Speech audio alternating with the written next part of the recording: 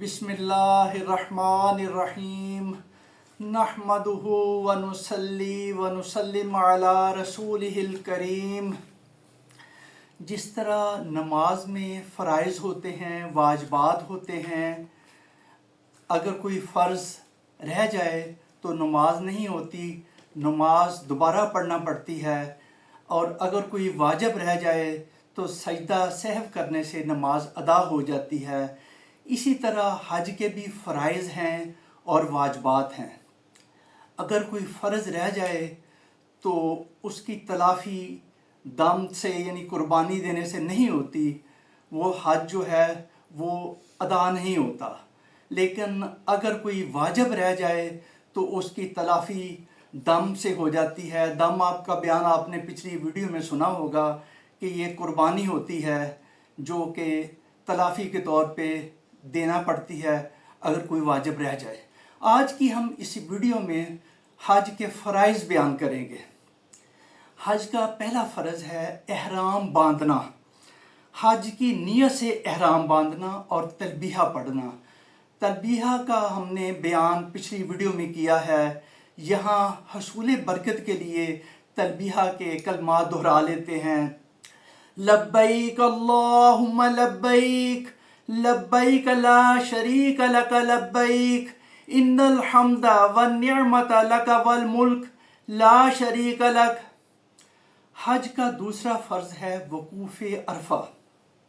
9 ज़ुल्हज्जा को ज़वाले आफ्ताब यानी दोपहर से लेकर 10 ज़िलहज्जा की सुबह सादक तक किसी भी वक्त मैदान अरफात में ठहरना, अगरचे थोड़ा सा भी आप वहाँ पे ठहर जाएं तो ये जो है फ़र्ज़ अदा हो जाता है।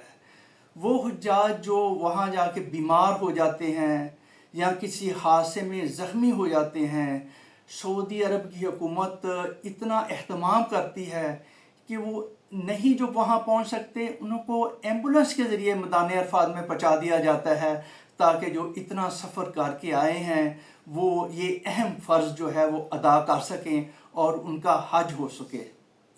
हुजाज को भी चाहिए कि वो जब तक हज न कर लें कोई ऐसा काम मुश्किल काम ना करें जो वो आम हालात पे नहीं कर सकते, जिससे उनके बीमार होने का ख़दशा हो।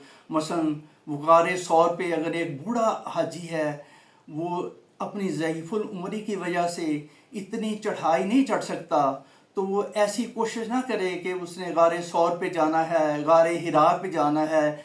ये तमाम कोशिशें वो हज अदा करने के बाद कर सकते हैं। पहले कोई ऐसी कोशिश ना करें जिससे उनके बीमार होने का ख़दशा हो। खाने पीने में भी एहतियात करें। हज का जो तीसरा फ़र्ज़ है वो तवाफ़ ज़ियारत है। तवाफ़ ज़ियारत 10वीं ज़िलहज की सुबह से लेकर 12 ज़िलहज के ग़ुरूब आफ्ताब तक सर के बाल मुंडवाने या कतरवाने के बाद किया जाता है। ये 3 फ़राइज़ हैं हज के।